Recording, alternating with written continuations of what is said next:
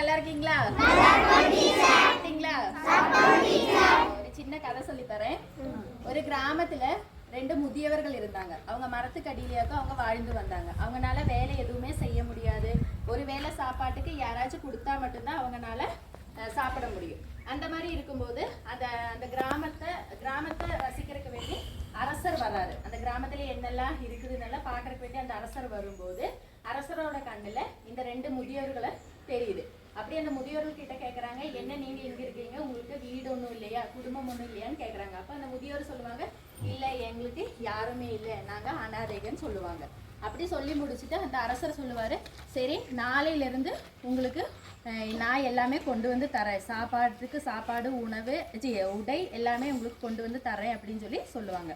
அப்போ இந்த முதியவர்கள் கேட்பாங்க, சரிங்க ஐயா நீங்க கொண்டு வந்து தாங்கன்னு. அப்போ அடுத்த நாள் காலையில இந்த அரசர் வந்துட்டு கொஞ்சம் பேர்த்த அனுப்பி விட்டுட்டு ஒவ்வொருத்தவங்க கையிலும் ஒவ்வொரு பொருளை கொடுத்து அனுப்புவாங்க. உணவாயிட்டும் உடையாயிட்டும் பின் அதில் பொற்காசுகளை கொடுத்து அனுப்புவாங்க. அப்போ இந்த முதியவர்கள் வாங்கவே மாட்டாங்க. ஏன்னு கேட்டால் எங்களுக்கு அரசர் எல்லாமே கொண்டு வந்து தருவாங்க, நீங்கள் எங்களுக்கு தர்றது வேண்டான்னு சொல்லுவாங்க.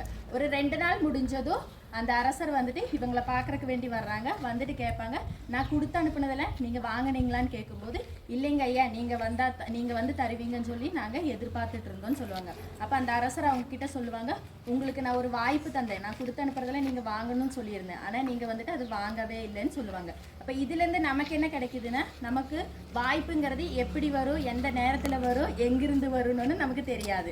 ஆனால் அதை வந்துட்டு கிடைக்கிற வாய்ப்பை நம்ம மேக்சிமம் பயன்படுத்தணும். ஏன்னா நம்ம இந்த கல்வியாண்டில் வந்துட்டு நம்ம தொடக்கம் குறிச்சிருக்கோம். அப்போ அந்த தொடக்கத்திலேயே நம்ம நல்ல முறையில் நம்ம எல்லாத்துலேயும் பார்ட்டிசிபேட் பண்ணி நல்லா படிச்சிங்கன்னா இந்த வருஷம் முடியறதுக்குள்ளே எல்லாமே நல்லதாகவே அமையும். அப்போ இன்றைய நாள் இனிய நாள் ஆகட்டும். நன்றி, வணக்கம்.